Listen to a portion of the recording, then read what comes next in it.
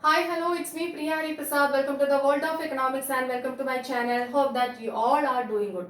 ഇന്ന് നമ്മളിവിടെ ഡിസ്കസ് ചെയ്യാൻ പോകുന്നത് ഡിമാൻഡ് ഫംഗ്ഷൻ. എന്താണ് ഡിമാൻഡ് ഫംഗ്ഷൻ? അപ്പോൾ വളരെ സിമ്പിൾ ആണ്, എന്നാൽ ഇമ്പോർട്ടൻ്റ് ആയിട്ടുള്ള ഒരു കൺസെപ്റ്റ് ആണ്. അപ്പം എല്ലാവർക്കും യൂസ്ഫുൾ ആയിട്ടുള്ള ഒരു ക്ലാസ് ആയിരിക്കും, ബേസിക് ആയിട്ടുള്ള ഒരു ക്ലാസ് തന്നെയായിരിക്കും. മാക്സിമം എല്ലാവരും കാണുകയും ഫ്രണ്ട്സുമായിട്ട് ഷെയർ ചെയ്യാനും ശ്രമിക്കുക. Okay, then come let's learn together. Let's begin the class. Before that, ഇതുവരെയും എൻ്റെ ചാനൽ സബ്സ്ക്രൈബ് ചെയ്യാതെ കാണുന്നവരുണ്ടെങ്കിൽ ഒന്ന് സബ്സ്ക്രൈബ് ചെയ്യുക, ബെല്ലൈക്കൺ ക്ലിക്ക് ചെയ്യുക, ഓൾ എന്ന ഓപ്ഷൻ കൂടെ ഒന്ന് പ്രസ് ചെയ്യുക. അപ്പോഴേ ഞാനിടുന്ന പുതിയ വീഡിയോസിന്റെ നോട്ടിഫിക്കേഷൻസ് നിങ്ങൾക്ക് ഉടനെ തന്നെ ലഭിക്കുകയുള്ളൂ. ഓക്കെ, നമുക്ക് ക്ലാസ്സിലേക്ക് പോവാം. Demand function. അപ്പൊ ഡിമാൻഡ് ഫംഗ്ഷൻ പറയുന്നതിനേക്കാൾ മുമ്പ് നമുക്ക് ഡിമാൻഡ് എന്താണെന്ന് പറയാം. അപ്പൊ ഓൾറെഡി ഡിമാൻഡും ലോ ഓഫ് ഡിമാൻഡും അതുമായി റിലേറ്റ് ചെയ്തിട്ടുള്ള ക്ലാസ്സസ് ഒക്കെ പ്ലേലിസ്റ്റിലുണ്ട്. അതിനകത്ത് ഞാൻ ഡിമാൻഡിനെ കുറിച്ച് പറഞ്ഞിട്ടുണ്ട്.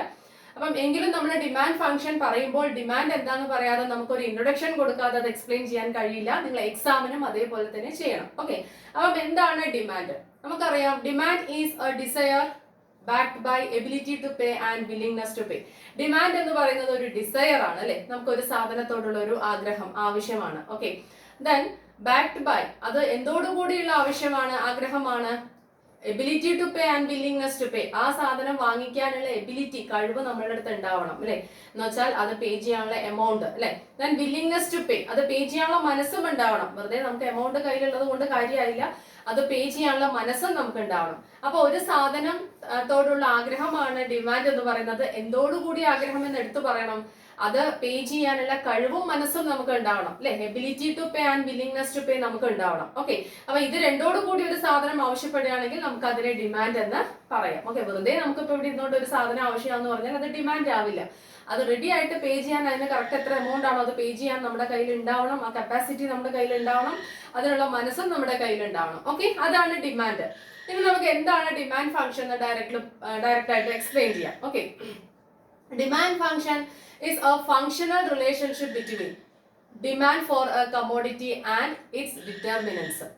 ഓക്കെ, ഒരു കമ്മോഡിറ്റിയുടെ ഡിമാൻഡും ആ കമ്മോഡിറ്റിയുടെ ഡിമാൻഡിനെ നിർണ്ണയിക്കുന്ന ഘടകങ്ങൾ ഉണ്ടാവുമല്ലോ, ഡിമാൻഡിനെ നിർണ്ണയിക്കുന്ന ഘടകങ്ങൾ ഉണ്ടാവുമല്ലോ, അവർ തമ്മിലുള്ള ഒരു ഫങ്ഷണൽ റിലേഷൻഷിപ്പ് ആണ് ഡിമാൻഡ് ഫംഗ്ഷൻ എന്ന് നമ്മൾ പറയുന്നത്. ഓക്കെ, അപ്പൊ ഡിമാൻഡ് ഫംഗ്ഷൻ എന്ന് പറയുന്നത് expresses the functional relationship between demand for a commodity and its determinants of demand for that particular commodity.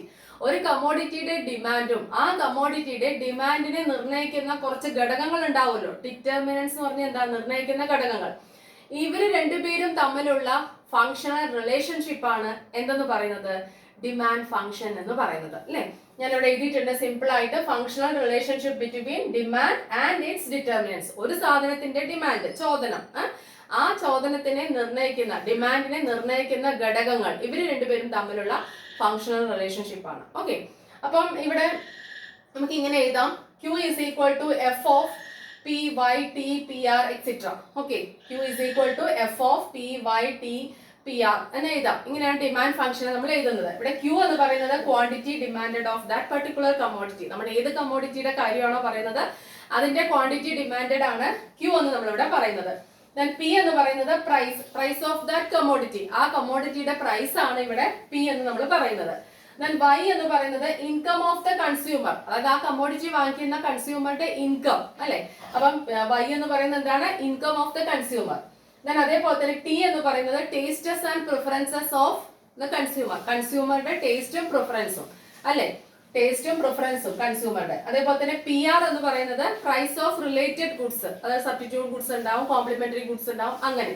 അപ്പൊ നമുക്കറിയാം ഈ ഘടകങ്ങളൊക്കെയാണ് ശരിക്കും പറഞ്ഞാൽ ഒരു കമ്മോഡിറ്റിയുടെ ഡിമാൻഡിനെ നിർണ്ണയിക്കുന്നത്. ഏതൊക്കെയാണ്? പ്രൈസ്, അല്ലെ? പ്രൈസ് അനുസരിച്ചിട്ടാണ് നമ്മൾ വാങ്ങിക്കുക. അതേപോലെ നമ്മുടെ ഇൻകം അനുസരിച്ചിട്ട്, നമ്മുടെ ടേസ്റ്റും പ്രിഫറൻസും അനുസരിച്ചിട്ട്, അതേപോലെ പ്രൈസസ് ഓഫ് റിലേറ്റഡ് ഗുഡ്സ്, മറ്റു സാധനങ്ങളുടെ വില, അതായത് ഇതുമായിട്ട് നമ്മൾ വാങ്ങിക്കുന്ന സാധനവുമായിട്ട് റിലേറ്റ് ചെയ്തിട്ടുള്ള മറ്റു സാധനങ്ങൾ ഉണ്ടാവുമല്ലോ, കോംപ്ലിമെന്ററി ആയിക്കോട്ടെ അല്ലെങ്കിൽ സബ്സ്റ്റിറ്റ്യൂട്ട് ആയിക്കോട്ടെ. അപ്പൊ ഇങ്ങനെയുള്ള സാധനങ്ങളുടെ വില, ഇതിനെല്ലാം നമ്മൾ കൺസിഡർ ചെയ്തിട്ടാണ് എന്ത് ചെയ്യുന്നത്? സാധനം വാങ്ങിക്കുന്നത്. അപ്പം ഇതെല്ലാമാണ്, ഈ ഫാക്ടേഴ്സ് ഒക്കെയാണ് എന്തെന്ന് പറയുന്നത്? ഡിമാൻഡിനെ നിർണ്ണയിക്കുന്ന ഘടകങ്ങൾ. ഓക്കെ, ഇതെല്ലാമാണ് ഡിറ്റർമിനൻസ് ഓഫ് ഡിമാൻഡ് എന്ന് പറയുന്നത്.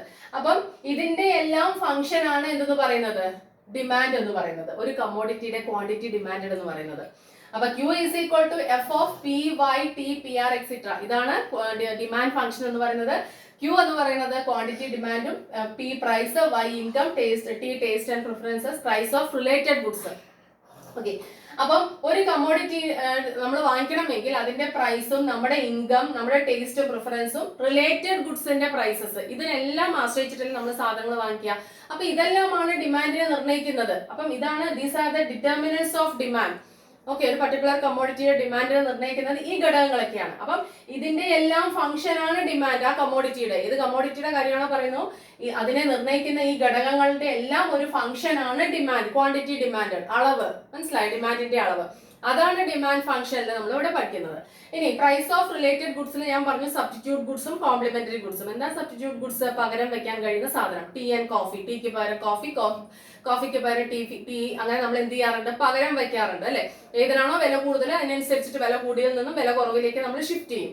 അതേപോലെ കോംപ്ലിമെന്ററി ഗുഡ്സ് എന്ന് പറഞ്ഞാൽ bread and butter, car and petrol, അങ്ങനെ. അപ്പൊ ഏതെങ്കിലും ഒരെണ്ണത്തിന് വില കൂടുമ്പോൾ മറ്റേതിന്റെ ഡിമാൻഡും കൂടെ കുറയും, അല്ലെങ്കിൽ ഏതെങ്കിലും ഒരെണ്ണത്തിന് വില കുറയുമ്പോൾ മറ്റേതിന്റെ ഡിമാൻഡും കൂടെ ഇച്ചിരി കൂടും അല്ലെ. അപ്പൊ കാറുകളുടെ ഒക്കെ വില ഇച്ചിരി കുറവാണ്, നല്ല ഓഫർ ഉണ്ടെങ്കിൽ എല്ലാവരും കാർ വാങ്ങിക്കും, അപ്പൊ ഇച്ചിരി പെട്രോളിന്റെ ഡിമാൻഡും എന്ത് ചെയ്യും? കൂടും, ശരിയല്ലേ? അങ്ങനെ, അതാണ് പ്രൈസ് ഓഫ് റിലേറ്റഡ് ഗുഡ്സ്. അപ്പം ഇങ്ങനെ ഡിമാൻഡിനെ നിർണ്ണയിക്കുന്ന ഘടകങ്ങളുടെ ഒരു ഫംഗ്ഷൻ ആണ് ഒരു കമ്മോഡിറ്റിയുടെ ഡിമാൻഡിന്റെ അളവ് എന്ന് പറയുന്നത്. അതാണ് ഡിമാൻഡ് ഫംഗ്ഷൻ. ഓക്കെ, അപ്പം ഇവിടെ ഡിമാൻഡ് എന്ന് പറയുന്നത് ഡിപ്പെൻഡന്റ് വേരിയബിൾ ആണ്. എന്താണ് കാരണം? എന്താണ്?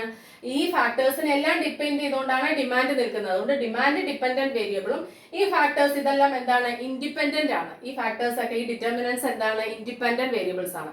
അപ്പം ഈ ഡിപ്പെൻഡന്റ് വേരിയബിളും ഇൻഡിപെൻഡന്റ് വേരിയബിൾസും തമ്മിലുള്ള ഒരു ഫംഗ്ഷണൽ റിലേഷൻഷിപ്പ് ആണ് ഡിമാൻഡ് ഫംഗ്ഷൻ എന്ന് കൂടെ നമുക്ക് പറയാം.